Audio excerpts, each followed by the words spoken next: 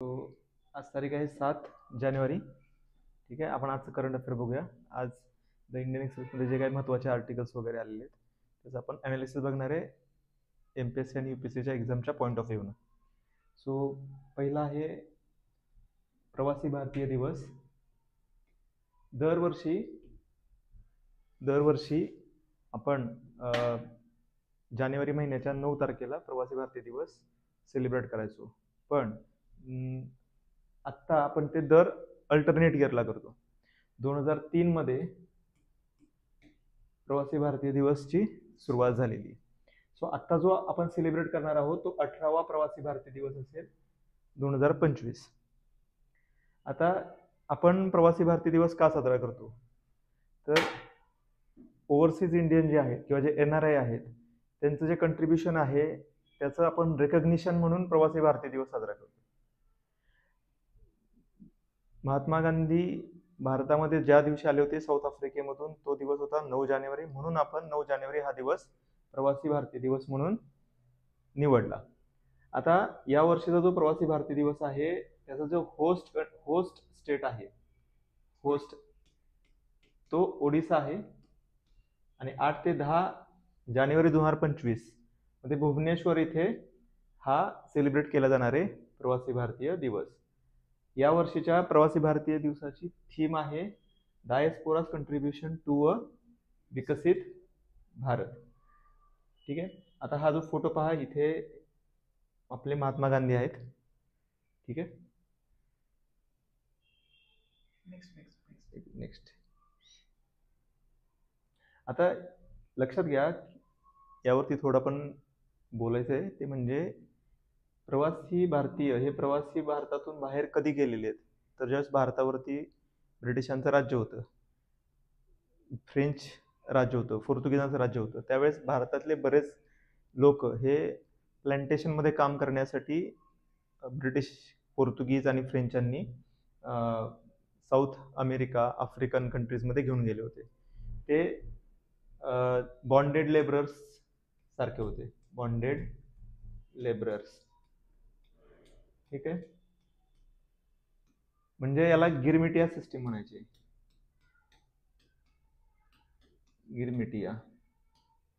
गिरमिटिया हा ॲग्रीमेंटचा अपभ्रंश आहे. गिरमेंट असं ॲग्रीमेंट, त्यावरून गिरमिटिया हा शब्द आला. सो हे जे भारतातून बाहेर गेले हे आपल्याला येणार आहे म्हणजे काय वाटतं की आत्ता गेल्या काही वर्षामध्ये गेलेले नाही, हे 200 वर्ष 150 वर्ष पासून बाहेर गेलेले आहेत आणि ते बाहेरचे झालेले आहेत. मेनली ते गेले होते भारत जेव्हा कॉलनी होता त्यावेळेस हे लोक भारताच्या बाहेर गेले होते ॲज अ प्लांटेशन वर्कर्स म्हणून. ठीक आहे, सो पुढचा आहे Indonesia becomes the full member of the BRICS. So BRICS country BRICS म्हणजे काय आहे, तर हे एक शॉर्ट फॉर्म आहे, आपण त्याला म्हणतो abbreviation. Brazil, Russia, India, China and South Africa. आता ब्रिक्सची सुरुवात जी झाली होती ती सुरुवातीला 4च मेंबर होते, ब्राझील, रशिया, इंडिया, चायना. ते ब्रिक होतं. याची स्थापना 2009 मध्ये झाली आणि 2010 मध्ये साऊथ आफ्रिकेचं यामध्ये ॲडिशन झालेलं आहे. आता सध्या इंडोनेशिया ॲड झाल्यानंतर ब्रिक्सची संख्या 10 होईल. सो 10 देश ब्रिक्स मध्ये असतील, त्याला ब्रिक्स प्लस म्हणतात. आता याच्या आधी कोण ॲड झालेले, तर इराण ॲड झालेला आहे, इथिओपिया ॲड झालेला आहे, त्यानंतर UAE ॲड झालेला आहे. ठीक आहे, आता इंडोनेशिया ॲड झालेला आहे. ठीक आहे, त्यानंतर इजिप्त आहे. सो हे 5 ओरिजिनल, त्यातून हे 4 आणि आताचा इंडोनेशिया 1, असे टोटल 10 देश आता ब्रिक्सचे मेंबर आहेत. ब्रिक्सचं इम्पॉर्टन्स काय लक्षात घ्या, मेजॉरिटी ऑफ पॉप्युलेशन जर तुम्ही बघितलं तर ब्रिक्समध्ये दिसते. कारण इंडिया आणि चायना हे पॉप्युलस नेशन्स आहेत, first and second. First population आहे इंडियाची, कारण इंडियाने ओव्हरटेक केलेलं आहे चायनाला. सो आता जर सर्वात जास्त पॉप्युलेशनचा देश कोणता आहे तर तो इंडिया आहे. त्यानंतर हे 4 आणि आत्ताचा आहे तो इंडोनेशिया. तर हा जगातील तिसरा चौथा हायएस्ट पॉप्युलेशन आहे यांची. चौथा हायएस्ट पॉप्युलेशन. तिसरा कोण आहे तर तिसरा आहे USA. 4th हायएस्ट पॉप्युलेशन आहे. सो त्याचबरोबर ग्लोबल साऊथ म्हणूनचा एक लीडर म्हणून पण ब्रिक्स आता नावारूपाला येते. जरी रशिया हा ग्लोबल साऊथचा पार्ट नाहीये तरी पण तो ब्रिक्सचा मेंबर आहे.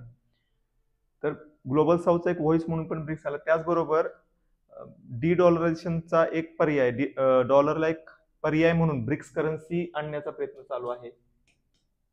ब्रिक्सची करन्सी आणण्याचा प्रयत्न चालू आहे डॉलरला पर्याय म्हणून.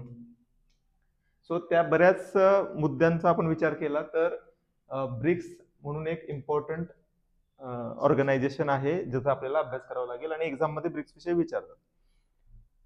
पुढे anomaly of the post colonial state.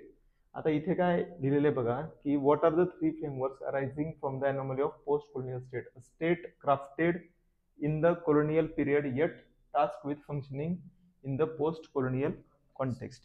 So आपल्याला यामध्ये महत्वाचं पाहायचं आहे ते सॉफ्ट स्टेट काय आहे.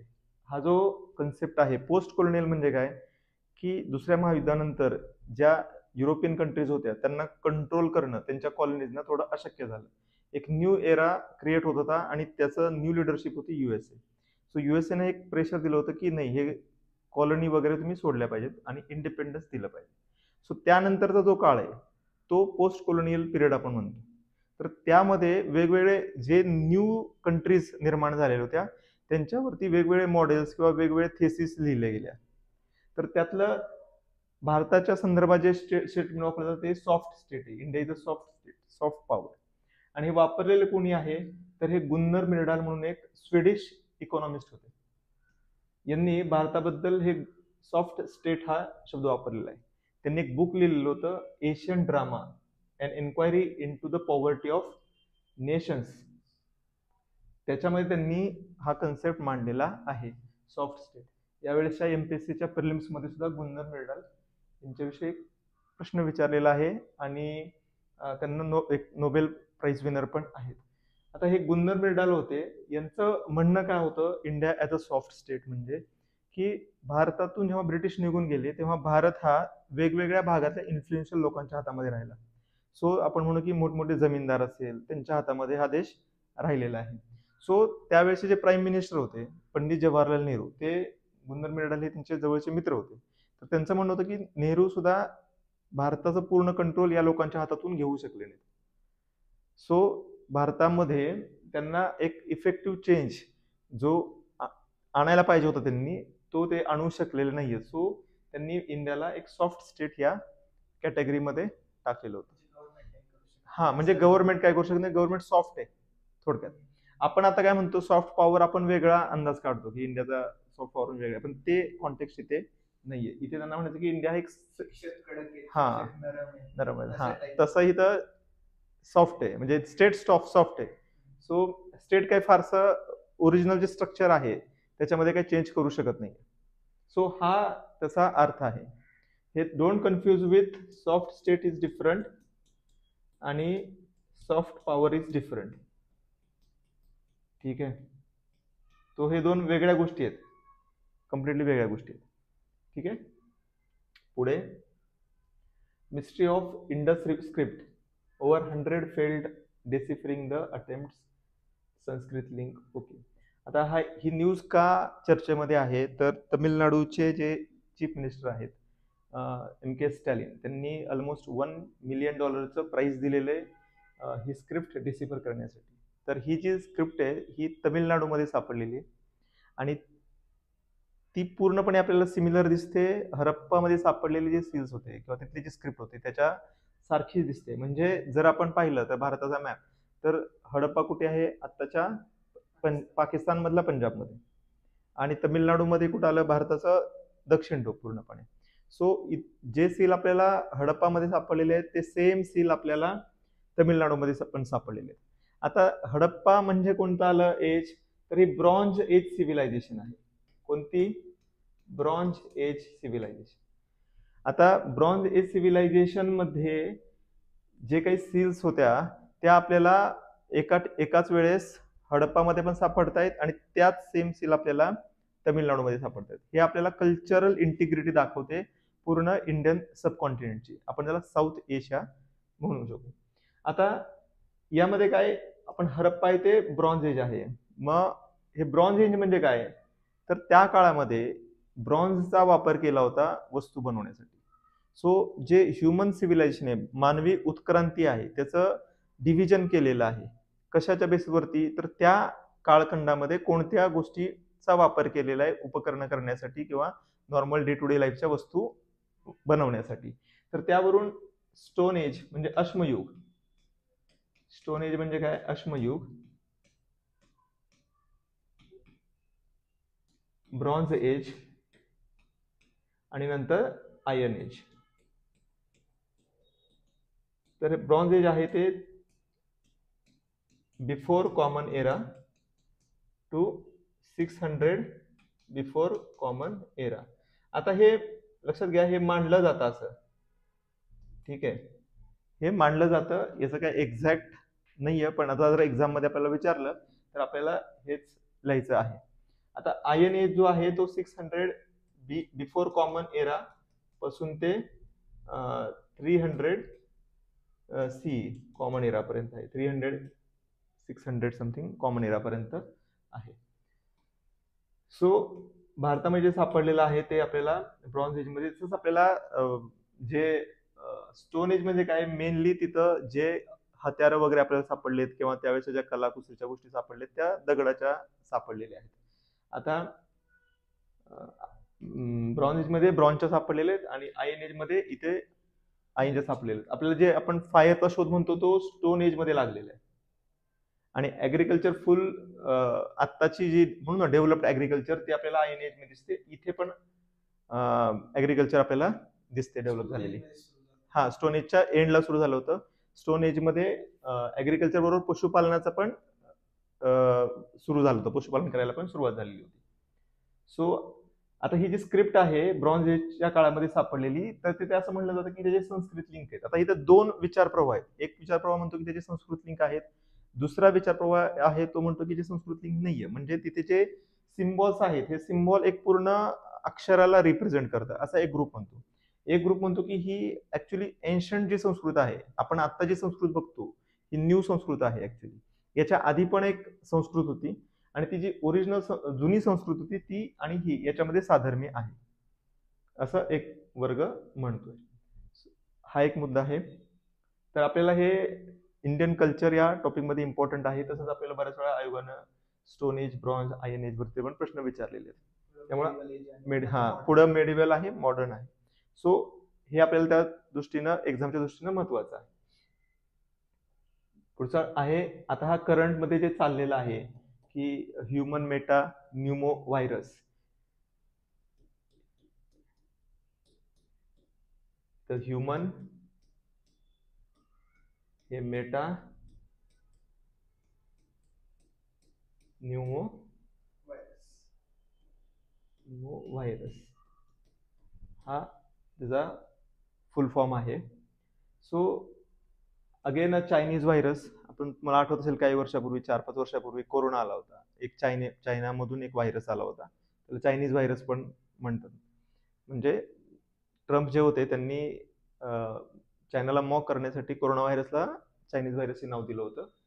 तर आता तसाच हा दुसरा चायनीज व्हायरस आलेला आहे की जो भारतामध्ये सापडलेला आहे. It's a curable but new virus आहे. तर एक्झामच्या दृष्टीने महत्वाचं आहे, आपल्याला महत्वाचं आहे.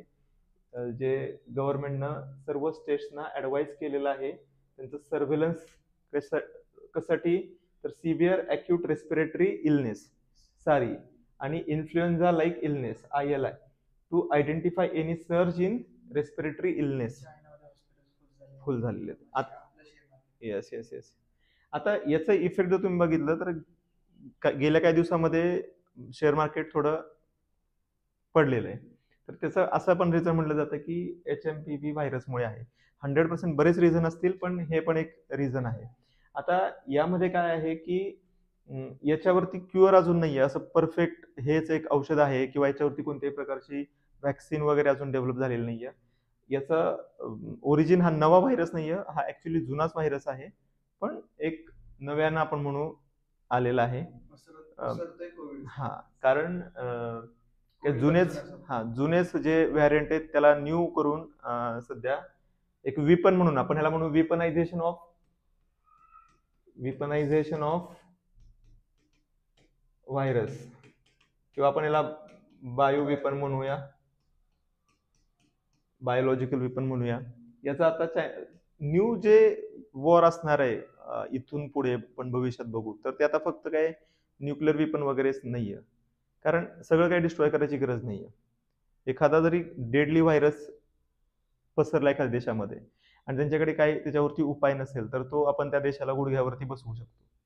कोरोना व्हायरस एक त्याचाच एक उपक्रम म्हणू किंवा त्याचा एक त्यांनी केलेला प्रयोग होता, आपण असं म्हणू शकतो.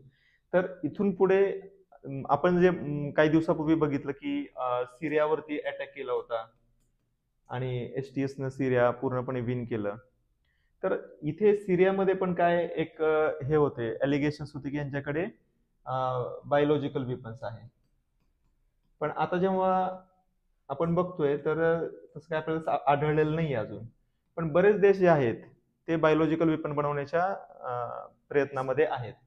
सो आत्ताचा जो न्यू सिनेरिओ चेंज झालेला आहे, नवीन सिनेरिओ जो आहे युद्धाचा किंवा जिओ पॉलिटिकल ज्या नवीन कंडिशन्स बनत चाललेले आहेत, त्यामध्ये आपल्याला हे एक नवीन थ्रेट आहे ऍज अ नेशन किंवा ऍज अ ह्युमन सिव्हिलायझेशन म्हणून. कारण हे डिसिजेस बनवणं सोपं आहे, एकदा स्प्रेड झाल्यानंतर त्याला आवरणं अवघड जातं. सो त्या उद्देशाने हे महत्वाचं आहे आपल्याला. ह्यामध्ये हा बायोविपन म्हणून पण मुद्दा महत्वाचा आहे. पूर्वी कोरोना झाला होता, त्याच पार्श्वभूमीवर पाहिलं तर हा पण महत्वाचा आहे. याचा फुल फॉर्म एक्झामच्या दृष्टीनं विचारू शकतात. पुढे आता हा एक आर्टिकल होतं द इंडियन एक्सप्रेस मध्ये आलेलं, how uniform taxation can turn the agriculture sector from. इथे यांचं ऑथरला म्हणायचं काय आहे, वन नेशन वन टॅक्स. यामध्ये महत्वाचे मुद्दे लक्षात घेण्याचे आहेत की ऍग्रिकल्चर जे आहे त्याच्यावरती टॅक्स नाही आहे, नो टॅक्स ऑन ऍग्रिकल्चर. कोणता टॅक्स, तर डिरेक्ट टॅक्स. ठीक आहे, डायरेक्ट इन्कम टॅक्स जो आहे तो नाहीये. म्हणजे तुम्ही शेतीमधून कितीही उत्पन्न कमवलं तरी त्याच्यावरती डायरेक्ट कोणत्याही प्रकारचा टॅक्स नाहीये. आता भारतामध्ये लक्षात घ्या, 145 करोड जनता आहे भारतामध्ये. आपली लँड लिमिटेड आहे, तरी पण आपण स्वयंपूर्णता साध्य केलेली आहे अन्नधान्यामध्ये. आणि यासाठी गव्हर्नमेंट कायमच शेतीसाठी एक बजेट, वेगवेगळ्या योजना या निर्माण करत असतं आणि त्या इम्प्लिमेंट करत असतं. आता ऑथरला असं म्हणायचं आहे की एवढ्या ज्या दरवर्षी योजना निर्माण केल्या जातात त्याचा ग्राउंडवरती रिअलिटीमध्ये इफेक्ट होतोय का, शेतकऱ्यांपर्यंत त्याचा प्रभाव पडतोय का त्या गोष्टींचा. आणि जर तो पडत नसेल तर मग तीच पॉलिसी पुन्हा पुन्हा राबवण्यात काय अर्थ आहे का, तर त्याच्यामध्ये काही चेंजेस केले पाहिजेत. मग त्यामध्ये त्याचं असं म्हणणं आहे की तुम्ही काही ठराविक गोष्टींवरती टॅक्स पण लावला पाहिजे शेतीच्या बाबतीमध्ये. सो आपल्याला आता जर इथे बघा, a nominal fee should be charge for purely administrative reasons. फक्त ऍडमिनिस्ट्रेटिव्ह रिझन्ससाठी म्हणून, जसं की ऍडमिनिस्ट्रेटिव्ह रिझन की एखादी योजना लोकांपर्यंत पोहोचवायची बाबा, तर ती पोहोचवण्यासाठी काहीतरी खर्च येतो ऍडमिनिस्ट्रेशनचा, तर ऍटलिस्ट ती तरी फी आपण लावली पाहिजे. Like collecting and mining real time data. This is in line with the proclamation of benefits of one nation one tax. आता जसं आपण आता तो विषय चालू आहे, वन नेशन वन इलेक्शन, पूर्ण देशामध्ये एकच इलेक्शन पाहिजे, एकच देश आहे तर एकच इलेक्शन पाहिजे. जीएसटीच्या वेळेस चाललं होतं वन नेशन वन टॅक्स, एकच देश आहे तर हा वन नेशन आहे, वन रेशन कार्ड आहे. तर on that line only it is one nation one tax. So ऑथरला असं म्हणायचं आहे की टॅक्सेशन मध्ये रिफॉर्म करण्याची गरज आहे. त्याचबरोबर ऍग्रिकल्चरकडे आपण एका वेगळ्या लेन्सला पण पाहायला पाहिजे, कारण आपण इनडिफिनिटली ऍग्रिकल्चरवरती स्पेंड नाही करू शकत. आणि जर करतोय तर त्याचा आउटपुट काय आलंय किंवा त्याच्यावरती काही परिणाम होतोय का, ग्राउंडवर काही रिअलिटीवरती काही चेंज होतोय का, ते पाहिलं पाहिजे. हे आपण याचा कन्सर्न्स आहेत आणि कन्सर्न्स व्हॅलिड आहेत. पण त्याच बाजूला दुसऱ्या ठिकाणी जर आपण पाहिलं तर आपल्याकडे मोस्ट ऑफ द जो ऍग्रिकल्चर आहे ते मार्जिनल फार्मर्स आपण म्हणूया. मार्जिनल फार्मर्स म्हणजे काय, की ज्यांच्याकडे कमी शेती आहे.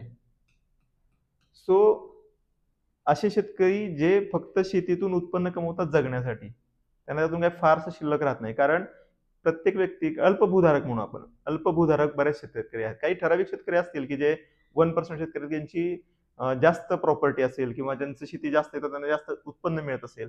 पण मेजॉरिटी जे शेतकरी आहेत ते मार्जिनल फार्मर्स आहेत. आता शेतीमध्ये जर का एखाद्या वर्षी उत्पन्न नाही आलं किंवा पाऊस नाही पडला किंवा काही रिझन असतील, त्या रिझनमुळे जर उत्पन्न कमी आलं तर या शेतकऱ्यांना प्रॉब्लेम क्रिएट होतो कशासाठी, सर्व्हाइव्ह होण्यासाठी. सो जे गव्हर्नमेंट ज्या योजना बनवतं ते या दृष्टीने बनवतं की मेजॉरिटी जे शेतकरी अल्पभूधारक त्यांना प्रॉब्लेम नाही आला पाहिजे.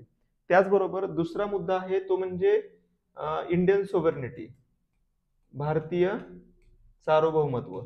आता याचा काय मुद्दा आहे इथं, भारतीय सार्वभौमत्व काय मुद्दा आहे, जर आपण आपलं अन्नधान्य स्वतः पिकवत नसो आणि जर आपण आपल्या फूड सिक्युरिटीसाठी दुसऱ्या देशांवर डिपेंड असो तर आपल्याला आपले स्वतंत्र निर्णय घेता येत नाही. आणि आपण ही गोष्ट बघितलेली आहे 1966 मध्ये. कारण आपण त्यावेळेस स्वतःचं अन्नधान्य पिकवू शकलो नाही, दुष्काळ होता, तर आपल्याला दुसऱ्या देशांकडे अन्नधान्य मागावं लागत होतं. 71च्या वेळेस पण आपण युद्धाच्या वेळेस तोच मुद्दा बघितला.